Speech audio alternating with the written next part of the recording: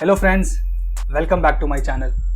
आज इस वीडियो में हम लोग बहुत ही इंपॉर्टेंट टॉपिक पे बात करने वाले हैं और वो है डुअल एम्प्लॉयमेंट से रिलेटेड। जब से लॉकडाउन लगा है बहुत सारे लोगों ने अपनी जॉब्स गंवाई हैं, अपनी जॉब्स लूज की हैं और बहुत ही अजीब सा सिचुएशन हो गया था और इसीलिए लोगों को अपना महीने का खर्च निकालना मुश्किल हो गया था, जहाँ पे आपके पास लोन्स भी है, बच्चों की पढ़ाई भी है और इसी तरह से बहुत सारे खर्च, तो आपको जो मंथली एक्सपेंसेस है वो निकालना मुश्किल हो गया था।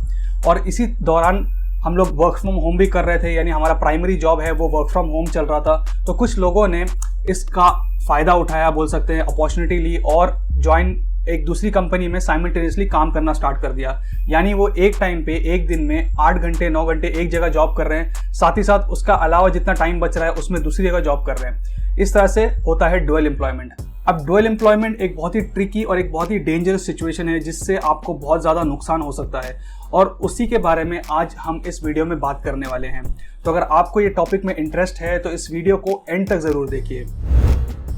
हेलो गाइज, मेरा नाम है मुबीन काजी और मैं करियर रिलेटेड टॉपिक्स पे वीडियोस बनाते रहता हूं जो आईटी प्रोफेशनल्स को बहुत हेल्पफुल रहता है। तो अगर आप भी इसी फील्ड में हैं तो आप मेरी प्लेलिस्ट चेकआउट कर सकते हैं और इस चैनल को सब्सक्राइब कर सकते हैं। और इसी के साथ साथ अगर आप अपने करियर में कोई प्रॉब्लम फेस कर रहे हैं और आप चाहते हैं मेरे साथ उसको डिस्कस करना, कोई सोल्यूशन ढूंढना, तो आप मेरे से एक 15 मिनट्स कंसल्टेशन ले सकते हैं और इसका लिंक मैंने डिस्क्रिप्शन में दिया है। तो आप जाके उस पर क्लिक कीजिए और अपना कंसल्टेशन बुक कीजिए।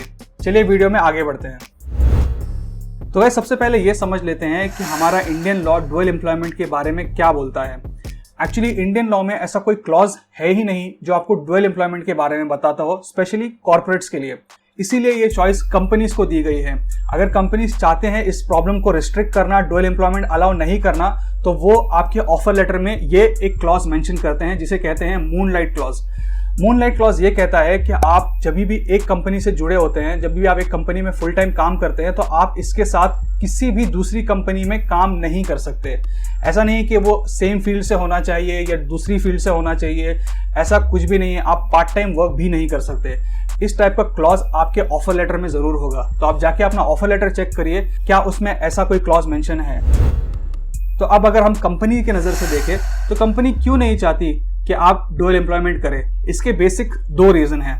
सबसे पहले है कॉन्फिडेंशियलिटी ऑफ डेटा, यानी अगर आप एक कंपनी में काम कर रहे हैं, आपके पास उस कंपनी का एक्सेस होता है। जब भी आप उसके अंदर जाते हैं, उनकी पॉलिसीज़ का, उनके प्रोडक्ट के बारे में आपको पता होता है, फ्यूचर में क्या उस कंपनी का क्या डिसीजन है, क्या विजन है, इन सब के बारे में आपको क्लोजली पता होता है क्योंकि आप वहाँ पे काम कर रहे हैं। अगर आप यही चीज़ बाहर दूसरी जगह भी काम करेंगे तो डर है कि, और इसकी बहुत ज़्यादा अंदेशा है कि आप शायद ये इन्फॉर्मेशन उनके साथ भी शेयर कर ले। इसकी वजह से, कॉन्फिडेंशियलिटी की वजह से और कॉन्फ्लिक्ट ऑफ इंटरेस्ट की वजह से कंपनीज रिस्ट्रिक्ट करती हैं कि आप किसी और के साथ काम ना करें। इनफैक्ट इसके ऊपर वो इतने ज़्यादा सीरियस हैं कि कंपनी आपको ये भी क्लॉज डालती है कि अगर आप इस कंपनी को छोड़ते हैं तो आप किसी भी कॉम्पिटिटर कंपनी के साथ भी जॉब नहीं कर सकते फॉर मे बी नेक्स्ट 1 और 2 ईयर्स।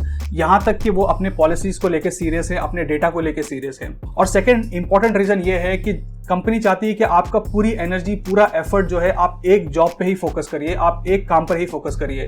अक्सर आपने देखा होगा, अगर आप कोई ऐसे लोग जानते हैं जो 2 कंपनीज में जॉब करते हैं साइमल्टेनियसली, या तो एक जगह सर्विस करते हैं और एक जगह बिजनेस करते हैं, पता होगा कि वो कम प्रोडक्टिव होते हैं। तो इसी डर की वजह से कंपनीज जो है 2 जगह काम करने को अलाउ नहीं करती।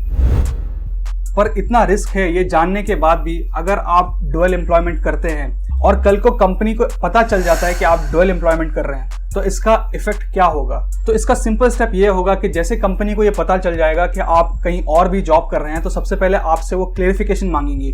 वो आपसे कंफर्म करेंगे कि क्या सच में आप दूसरी जगह जॉब कर रहे हैं। और जैसे ये कंफर्म हो जाता है आपकी तरफ से भी कि यस, मैं इस जगह पे जॉब कर रहा हूँ, तो सिंपल चीज़ ये है कि आपको वो कंपनी सीधा टर्मिनेट कर देगी। और टर्मिनेट होना एक कंपनी के अंदर से ये बहुत ही ज़्यादा नुकसानदेह है आपके लिए।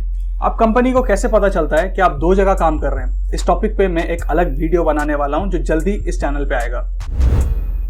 अगर आपको इतना जानने के बाद भी ऐसा लग रहा है कि मुझे डुअल एम्प्लॉयमेंट तो करना ही चाहिए, मैं रिस्क लेने के लिए तैयार हूँ, कुछ लोग आपको ये सलाह देंगे कि आप कॉन्ट्रैक्ट जॉब्स करिए। यहाँ पे आपको बेसिकली पेमेंट जो है आर्ली बेस पे या असाइनमेंट बेस पे मिलती है, ना कि एक्चुअली प्रॉपर सैलरी जो मंथली आपको आती है। पर अब 2020 के बाद से इसमें चेंजेस आए हैं। बेसिकली 2020 के पहले कॉन्ट्रैक्ट जॉब्स को कुछ खास बेनिफिट्स नहीं होता था apart from obviously direct payment. पर 2020 में सुप्रीम कोर्ट ने एक लॉ पास किया है जिसके अंदर अगर आप एज अ कॉन्ट्रैक्टर भी किसी कंपनी में जॉब कर रहे हैं तो ये कंपनी की रिस्पॉन्सिबिलिटी है कि आपके लिए वो प्रोविडेंट फंड अकाउंट बनाए, आपको वो सुविधाएं दे जो एक नॉर्मल एम्प्लॉय को भी मिलती है, यानी वो आपका भी कंट्रीब्यूशन अपनी तरफ से प्रोविडेंट फंड में डाले।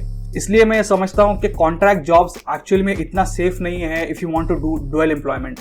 तो कौन सा सही तरीका है डुअल एम्प्लॉयमेंट करने का? तो सही तरीका यह है कि आप एक कंपनी में as a full time employ job करिए और आप जो सेकंड कंपनी चूज कर रहे हैं बहुत ही समझदारी से सेकंड कंपनी चूज कीजिए और ऐसी चूज कीजिए कंपनी जहां पे लेस देन 20 लोग काम करते हैं, यानी उस कंपनी में एक्चुअल स्ट्रेंथ जो है वो लेस देन 20 है।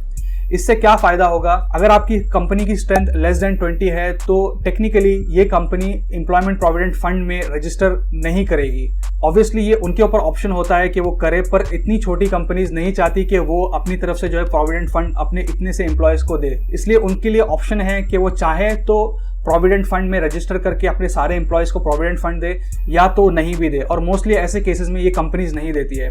तो आप ऐसी कंपनीज को जब ज्वाइन करेंगे तो आपका यहाँ पे कोई भी ईपीएफ अकाउंट नहीं बनेगा। तो इस केस में आप एक लिमिट तक सेफ हैं पार्ट टाइम जॉब करने के लिए।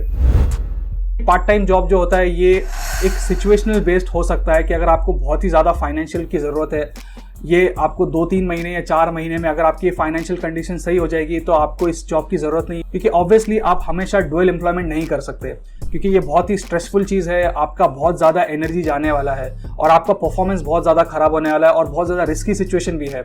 इसलिए डुअल एम्प्लॉयमेंट उतने टाइम के लिए ही ठीक है जब तक आपकी एक बड़ी प्रॉब्लम सॉल्व ना हो जाए।